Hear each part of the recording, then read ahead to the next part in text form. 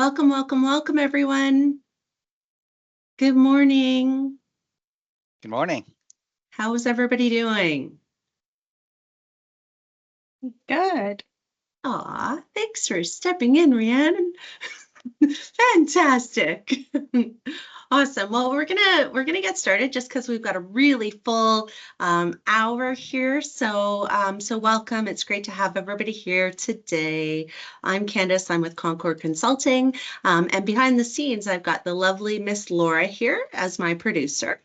To kick off and get us rolling this morning using the chats, I'm just really curious, who are you, where are you from, and what do you do?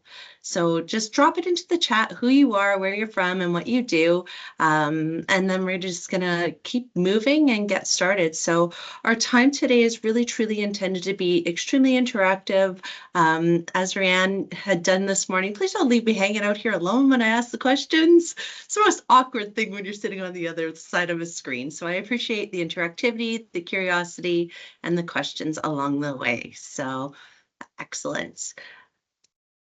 So we all know that hiring the right person that shows up, that performs at the level that's impactful can really make or break a team.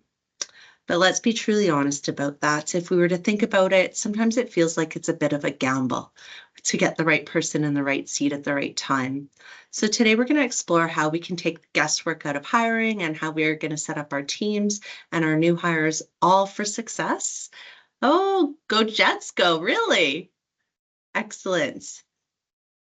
Fantastic. Thanks so much for dropping who you are and where you're from. So Concord Consulting, we work with organizations to align strategy that connects for us, whether it's looking at hiring, leadership development, or succession planning. Our goal is really truly to help companies make decisions with confidence. You may or may not be exposed to it, but we use a psychometric tool called traits that helps us uncover and understand what drives performance and ensure that we're putting the right people in the right roles along the way. Our time, we're going to unpack a few different things. We're going to unpack some insights into what drives performance in different roles. We're going to explore a talent approach that helps us understand how hiring and promotions can take place. That's going to help us reduce risk and influence those improved outcomes. And we're going to spend some time kind of deepening our understanding of traits and how that relates to performance. So the hour is going to be really packed. It's going to be really full, and it's going to go really fast and really furiously. So what I want you to do is know that you can reach out at any point and ask any questions that you have along the way, or reach out after and have me, I'm happy to spend some time with you and answer the questions that you have if you didn't have time to dive as deep as you wanted to. So using the chat, tell me what interested you about joining our topic today. What are you curious about? Or if you don't want to use the chat and you just want to take yourself off mute, that works for me as well. Why were you curious about joining our call today?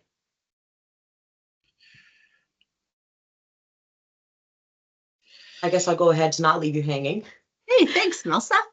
I was new to the traits. I did a traits profile when I started my job in November of 23.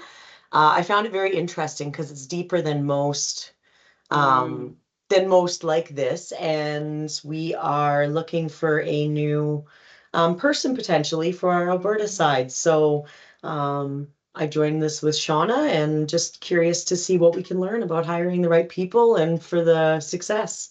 Excellent. Thanks so much. Kelly, what's the role that you're hiring for? It'll be field sales. Like I'm more on the business development side, but this will be account management more than business development, but a mixture. Okay, excellent. Fantastic. Thanks so much for jumping in and sharing. Thanks. Awesome. So we're just going to jump in and get started here. So if you have not already done so, download your participant guide. Laura's going to pop a link into the chat so that you can go ahead and do so now. We're going to use that for a breakout activity a little bit later. And this is not going to be the traditional webinar style that's non-interactive that maybe you've been part of. This truly is a lab where we're going to dive in, we're going to play, and we're going to do a few different things along the way. So just let's start off by taking a look at some of the realities of hiring. 1/3 of our new hires quit within the first 6 months. 77% of leaders have experienced some level of burnout. And within 18 months of being hired into a role, 46% of new hires fail. 40% of new leaders fail, and between 50 and 70% of executives fail. So with that in mind, I want you to grab your device, hold it up to the QR code, and I'm curious about why. What do you think is behind those statistics? So if you haven't already done so, hold up your phone, grab the QR code. And if you haven't done this before, all you have to do is hit your camera on your phone, and that will open up a site to be able to answer a question for me. So everybody's good. I'm going to flip to see what we've got. So what do you think contributes to these failures? Cultural mismatch, onboarding, fantastic. What else? What else contributes to these potential failures?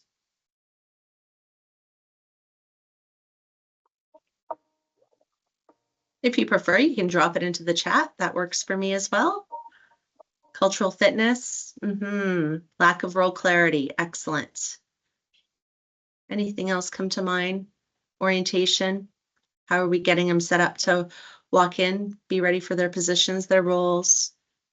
Not clear job description, fantastic. We're not clear on what we expect or what we need from the role, and the individual that's going into it is unsure and uncertain as well. For structure, yeah. Excellent. And Jessica's typing in the chat, so I'll keep my eye open for that. Thank you so much. So I want you to think about someone on your team or someone maybe that you've worked with that this is this top performer. And what makes them stand out as a top performer? What do you think made them successful in their position today? Thanks, Jess. And you can either come off mute or throw it in the chat, but what makes someone successful if you think about someone that's been a top performer in a role in your past? What stood out to you?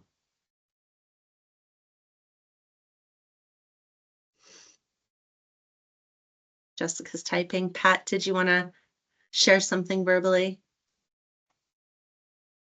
Okay, being engaged in the team, successful, hungry to learn. Yeah, fantastic. Anything else stand out to you in terms of what made them a top performer? I think about individuals that were willing to accept challenges, individuals that had the level of resilience as top performers, individuals that, knew the balance in between understanding what I needed to know from a technical aspect and also understanding what I needed to know or not know in order to be able to let go of things to be able to drive performance. So now I want you to flip that and think about when someone hasn't been as successful and they've been really struggling in their position. What do you think's been holding them back? Good match with skills, expectations, ongoing job training. 70–80% of their day activities match their abilities. So if we think about individuals that were not successful, freedom to use their qualities and strengths rather than the forced, mismatch of abilities, communication either from the supervisor. Yeah, fantastic. So quick little story. A while back, I had hired this consultant to support me because I didn't have time to rebuild a website. Technical individual came on, super excited about them diving in, and they kept checking back in with me on things, kept asking for feedback, kept asking me if this is right, is this what was needed? And I was sitting in my head thinking, if I had the time to do this myself, I would have. Fast forward a couple of years later, I have this individual do their traits, and I sit back and think, wow, had I known what I know now, I would have set you up differently to succeed. I set you up to succeed in a way that I would approach work, and opposed to the way that you needed to approach work and the things that you needed to be successful. So it just took a lot longer for them to get to that point. So most of us think about education, experience, and skills when we're hiring, but the reality of it is that that's not enough. We can hire two different individuals with the exact same qualifications, the exact same experience, and the exact same technical skills for the same role. One of the individuals is excelling and the other one is struggling. What's that missing piece? What's one of those missing pieces in that? Using the chat, or feel free to take yourself off mute. What's the missing piece?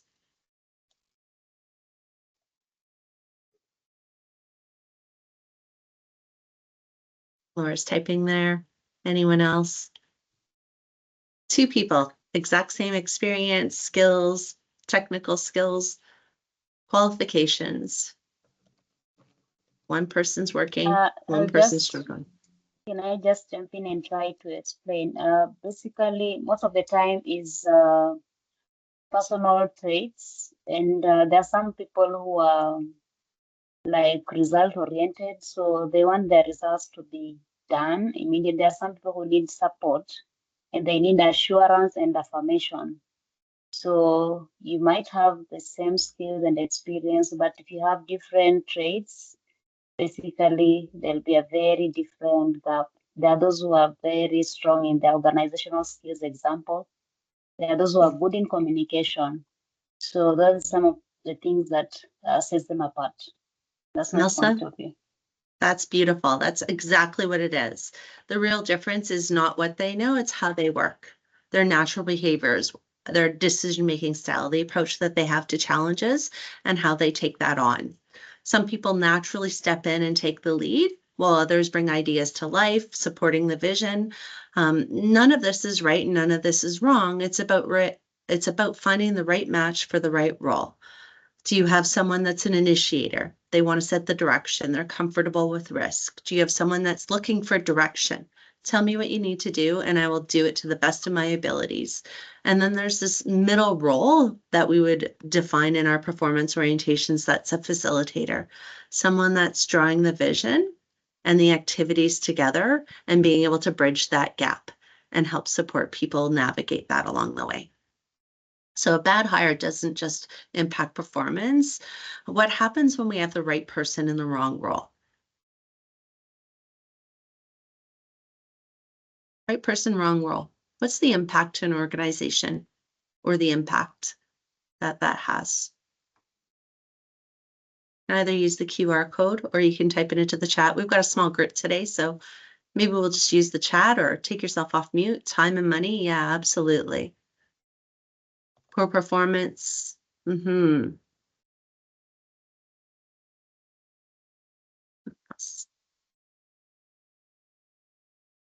else happens? Tension between coworkers, yeah. Low employee morale, fantastic. It can be hard on the person and hard on the company. Yeah, frustration, absolutely. It's costly both financially and culturally. There's a financial impact, recruitment costs or re-recruitment costs, lost productivity. There's a cost involved with single bad hires. Some of the stats that I found was almost $15,000 of costs behind the scenes for putting or going back to the rehire stage. The cultural impact, team morale suffers, engagement suffers. There could be even an impact to brand reputation when you put the right person in the wrong role. Skills can be taught, but natural behaviors, those are much harder to change. So I want you to think about someone who's not detail orientated. Can you coach them into that? Shauna's saying, no. Shauna, you look like you've maybe tried.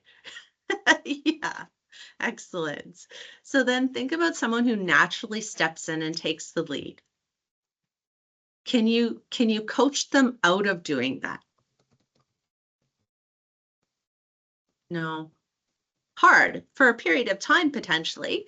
You can encourage them to adapt and adjust their skills, maybe learn new ways of collaborating, but coaching them in and out of that to be a different person is much more challenging. So that's really where traits come in. Skills get you in the door. Traits really determine whether you're going to stay. want you to think about the fact that you need to establish or build this piece of furniture. You have a screwdriver, but the request has been for a nail to build this piece of furniture. Can you get the nail in with the screwdriver?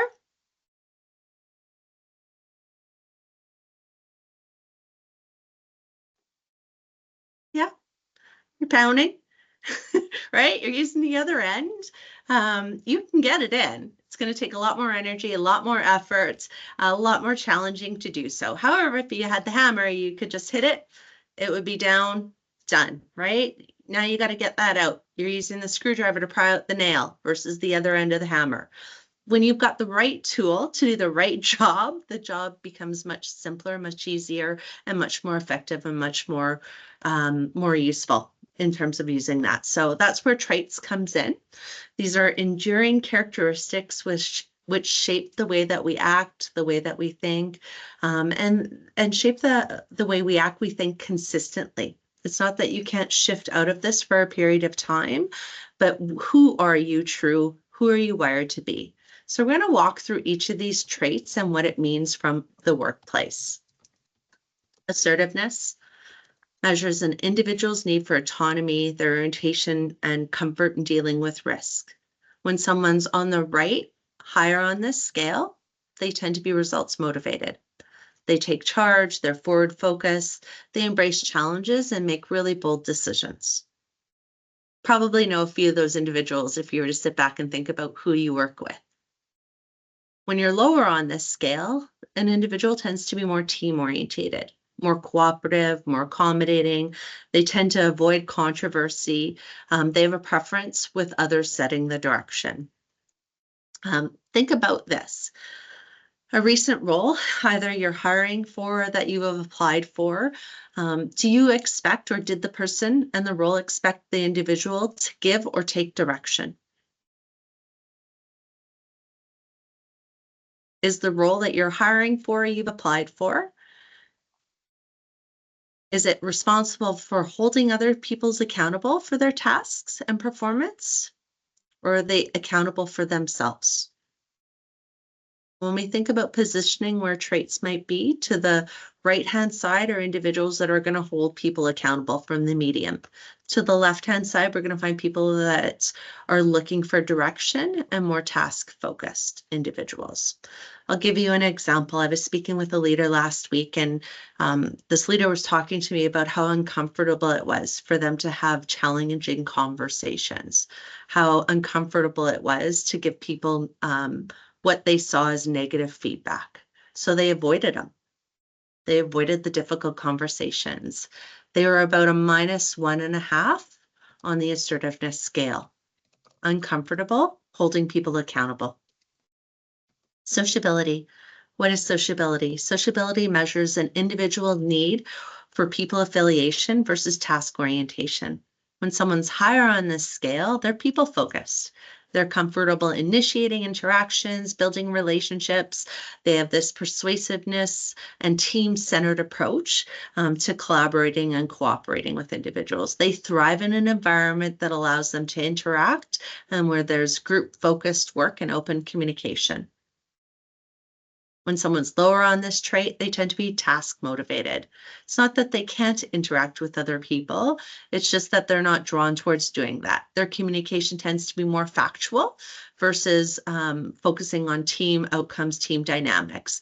These are individuals that would be more independent on technical tasks, and they thrive in this environment that's more structured from an individual focus. Again, think back about that role. Think about that role that you either have recently hired for or perhaps you've applied for. Was this role required to be relationship orientated? Was that style important or valuable? Did they need to develop strong relationships, or did they just need to simply communicate facts? How often does the role interact with others? Think about clients, think about team members, think about stakeholders. What percentage of their time is task focused versus activity focused or people focused? Everybody has to interact with people in their roles, but think about what amount of time do they need to do that? So what's the next enduring characteristic, patience, a need for structure, systems, and predictability. When someone's high on this scale, they bring this level of calm, this methodical approach. They tend to reflect and analyze, evaluate ideas and information, and they thrive in roles that require planning and attention to detail. When someone's lower on this, they bring this sense of energy and urgency. Can you guess where I fit? Energy, urgency, talk fast, walk fast. Let's get this all done. So individuals that are lower on this trait thrive in an environment that's dynamic, where they have a variety of activities. They prefer a fast-paced setting where they can embrace challenges and change. Think about this when you're hiring. No day is the same. Does the role hold variety, where someone needs to juggle numerous things, client tasks, maybe employee interactions, and move in between those things with ease? Or do they need a more steady, methodical approach, focus to work on activities? The next trait is detail orientation, which measures an individual's need for order and structure.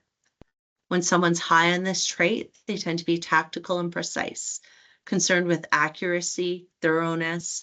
They're hands-on and detail-focused. They thrive in this environment where there's structure, methodical, and systematic work. They also create the environment where they build structure around an environment that has chaos.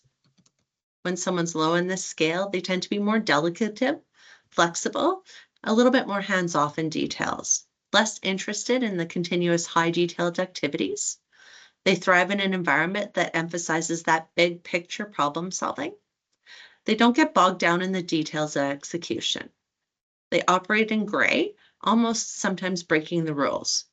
Parameters, but don't hold me to a too structured type environment.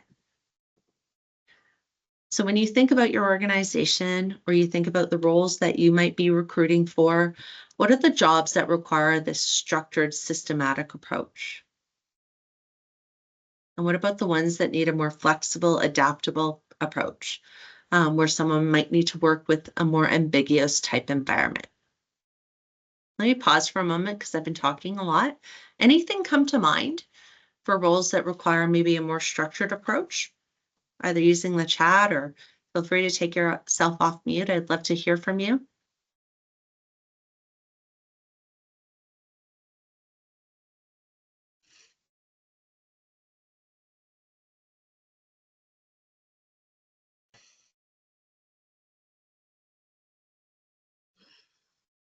Let you guys type in there. Or if you're not thinking of a role that needs a more structured approach, what type of positions need to be a little bit more hands-off? Need to be comfortable in letting other people deal with the details, for example. CEO, yeah, CEO would need to be more hands-off. Lower on the detail orientation, trust the people around them to execute.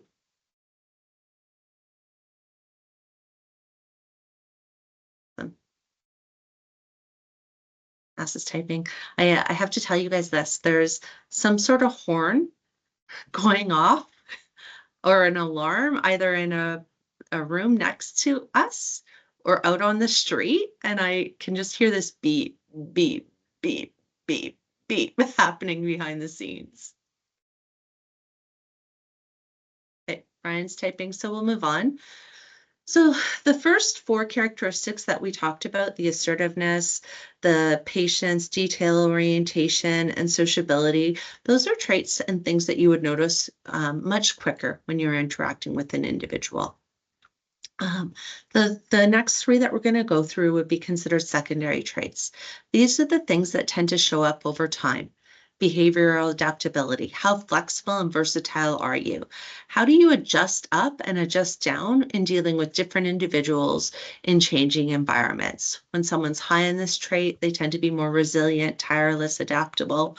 When someone's lower on this trait, they tend to be more focused with a preference for familiarity.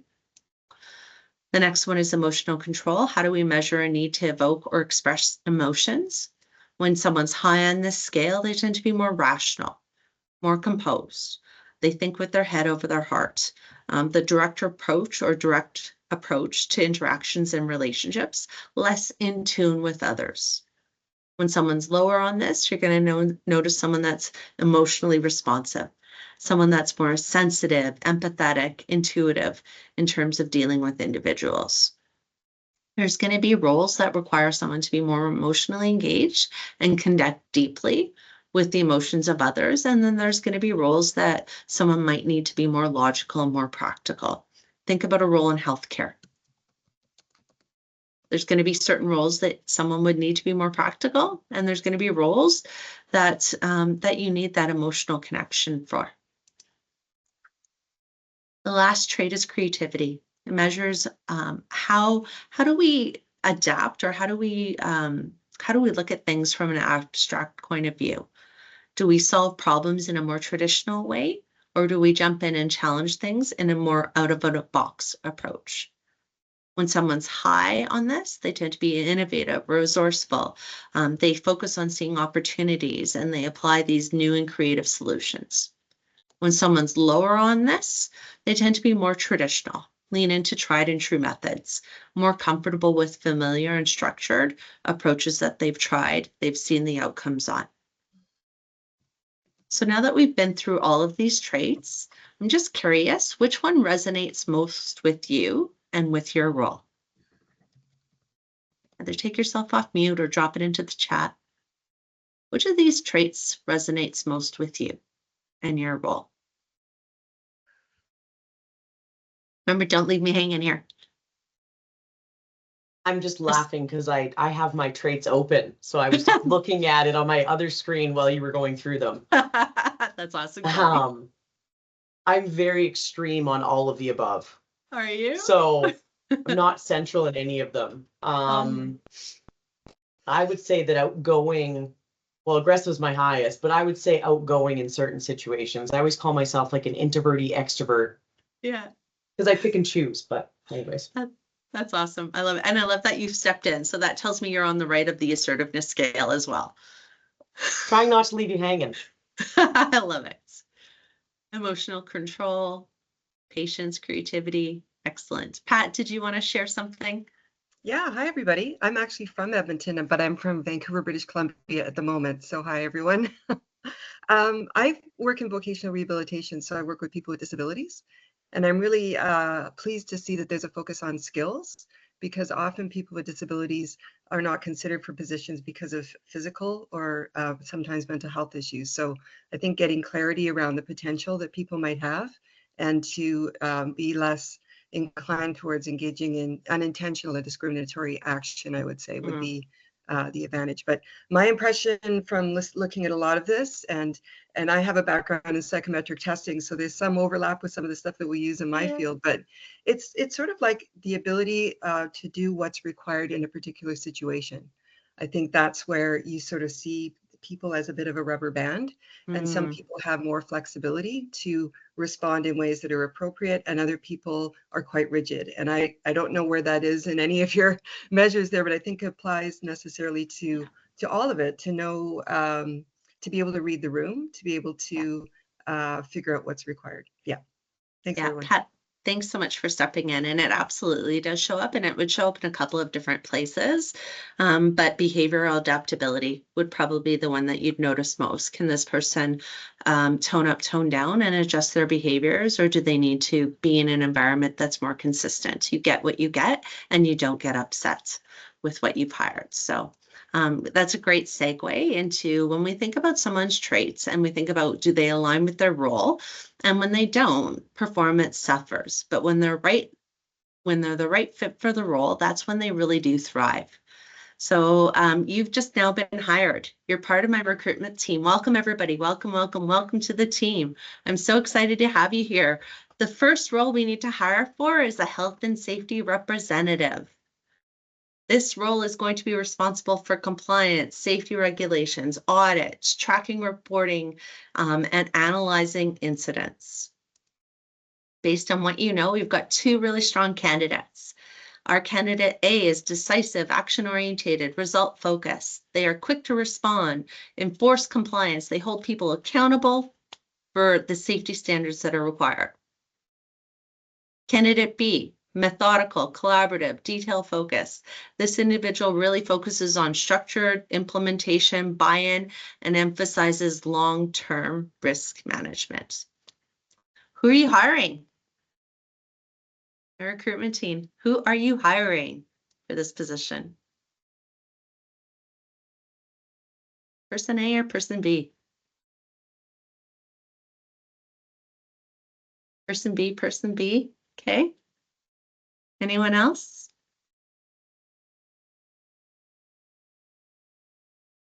Everybody's going to hire person B? It depends on the manager's approach. Okay. Excellent. Okay. So if you picked candidate A and nobody has, I don't love either, Kelly. That's awesome. I love that. Candidate A, you might like their confidence, their urgency, but they could struggle in a role that requires patience and collaboration. If you picked candidate B, you likely value their methodical approach, but they're going to take much longer to drive change and implement things. These are really good examples as to why hiring can be tricky. It's not just about who is good, it's about who is most aligned for the role and the demands. Hiring a health and safety representative for an organization can be very different in organization A than organization B than organization C. So where we saw those traits lined up here, you might need different traits depending on the organization, the size of organization, the structure of the organization, the job description and requirements of that role. So this is how we help prevent those hiring mistakes. We need more than going with our gut feeling and more than just looking at the resume for those experiences. So that's where this program Screen to Fit comes into play. It really helps us make those data-driven decisions with confidence. Pat, this is the program that helps you align candidates with potential and the traits that allow them to be successful and remove some of the biases in hiring. It helps us reduce the those mishires by filtering candidates based on fit for role. It helps us optimize our hiring process by assessing existing employees where they fit in for promotions. And it helps us align people with roles so they thrive. Gone are the days where progression means moving up to only a leadership type role. There's still some of that in the organizations or in organizations today. But what we want to do is we want people to create a space or sense of space where they recognize that, being someone who you're not doesn't need to be who you need to show up to pretend to be at work.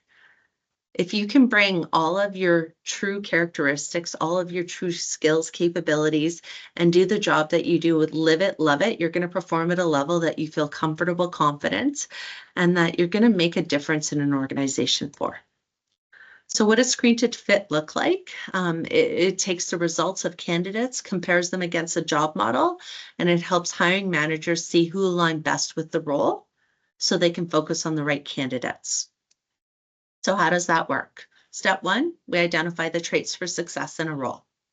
I want you to start thinking about the role that's in your activity book, a manager of purchasing. What are some of the traits that might be beneficial for that role?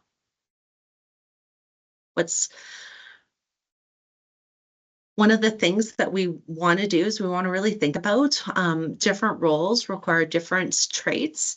And here's another example of that. So when we look at someone who's in a manufacturing production line position, this is a role that will require someone who's cooperative on the assertiveness scale, task-focused on the sociability scale, thorough and careful in terms of patience, and structured in detail orientation. Performance is going to suffer when there's a misalignment. So I want you to think about what's the impact if someone in this role of a manufacturing production line associate lacks attention to detail. What happens on the production line? Mistakes. Yeah. The QC person on the other side's job just got a whole lot busier. Yeah. Or if they require variety, error, yeah, danger, possibility, could be even safety potential concerns here. So the next step when we look at creating a screen to fit, once we've established the specific traits for that role, is we design a model. What's the ideal fit for that role? And what does the traits of that candidate or those candidates need to be? Where are they going to be doing their work, their best? What can we expect of their positions? Let's take a look at another role here, a sales position. Assertiveness, someone that's competitive, someone that's willing to seek challenges. Sociability, someone that's persuasive, outgoing. We think about patience, someone that's proactive, multitasking. And then we think about detail orientation, comfortable with ambiguity. Now, Kelly, I'm going to look at you to respond to this because you said you're looking at hiring a sales position. But what's most important, relationships or results in sales? Relationships, in my opinion, because the relationships are what's going to drive the results. I use this term and I probably shouldn't. I should find a new term.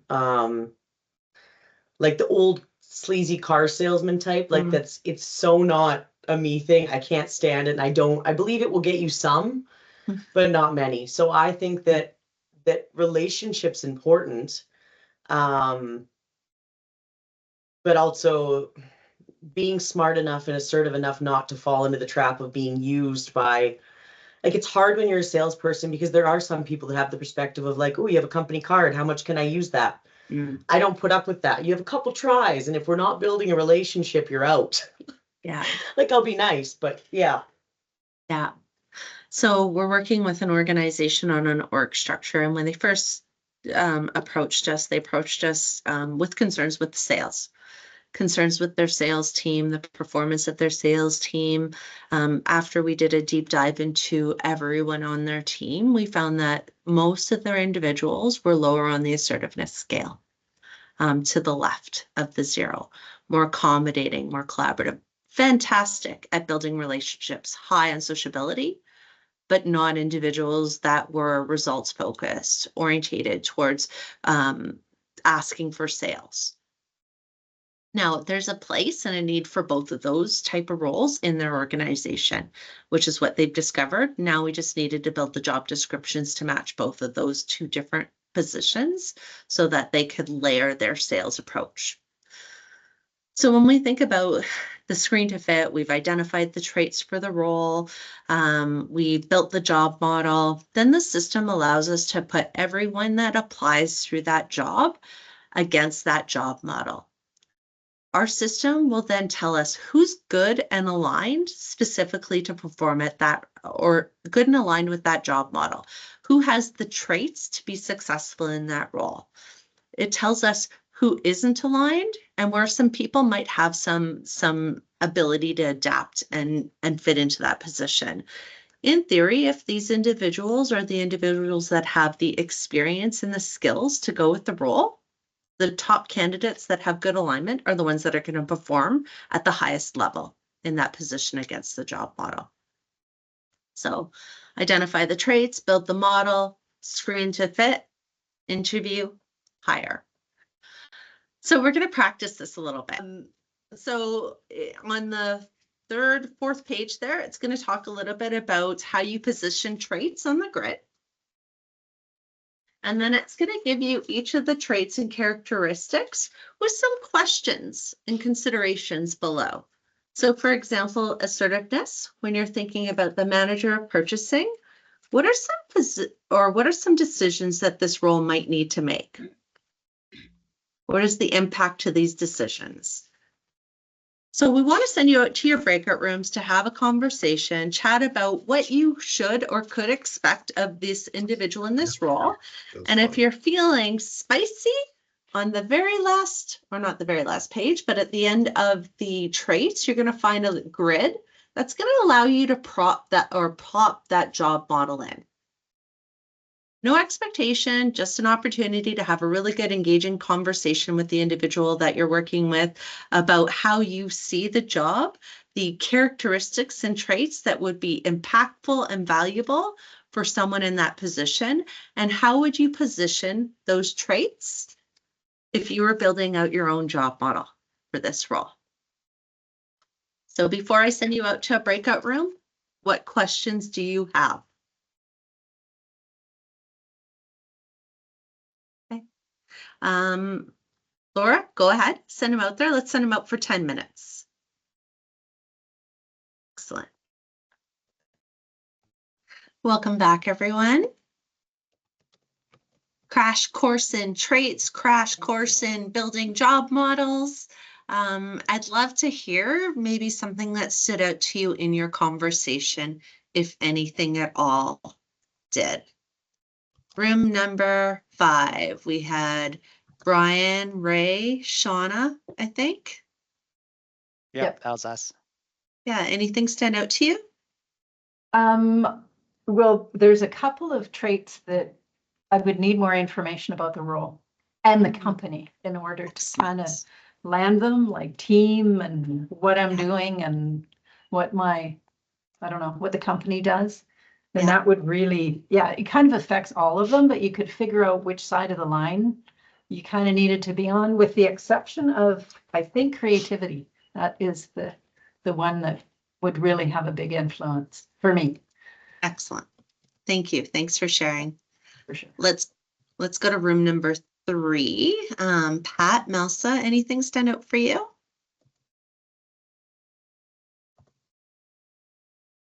Melsa, did you want to go? For me, what stood out for me is for us is on creativity part is the key to most of the roles, and this is being initiative, because if you're not initiative to take up anything that challenge the role that you're doing, it becomes difficult. So yeah, maybe Pat will add something. Yeah, I'm sure. Yeah, we talked a bit about communication skills actually, and I'm not sure where it's captured within your dimensions, but oral and written communication skills can be quite important. And we touched on how there's so many newcomers that are job seekers and are in positions where they may have had a lot of experience in their home country, but they're still developing their English skills, and they may not be able to function at as high a level as they did in their own country, but they are certainly capable of it. They have loads of potential and just, need support. And I would say patience on the part of the employer to get a really good employee. Yeah. Yeah. When the traits fit and the experience fits, it comes together. And it might take a little bit of time based on, those cultural differences and shifts, but it doesn't mean that someone can't do the job by any means. So thank you. Room number 2, Kelly, Jess, anything stand out to you? I think from our perspectives, we agree with what the first group said, not understanding the company's approach, what they're doing, the department size, the structure, and kind of needing more information on that, because it could be a really large company where you have, specialists for the various different areas that one's directing, or it could be a smaller company where people have to be more generalist and dealing with a lot of different areas. We didn't actually get past detail, or what, sorry, I don't remember what, we didn't really get past the detail orientation aspect because we were going further with that. Kelly, was there anything that you wanted to add?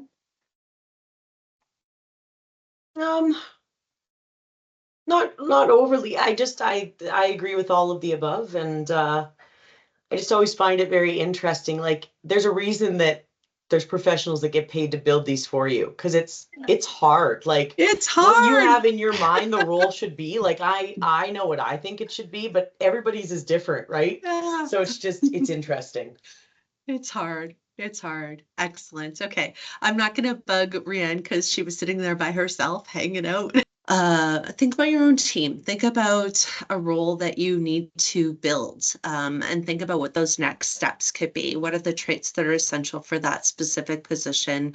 What level of accountability, urgency, steadiness, collaboration would have that person performing at the highest level. And then for next steps, you know, if you're curious, you want to learn more, reach out, ask us some questions. If you've got a key role that you want to ensure that you've got alignment and fit, we're happy to support you in that screen to fit process. If you recall, it's about, what did I can't remember exactly the dollar value. I think $13,000 for mishires, and a screen to fit's $2,500. So think about us as you're thinking about that piece. Any questions before we let you go today?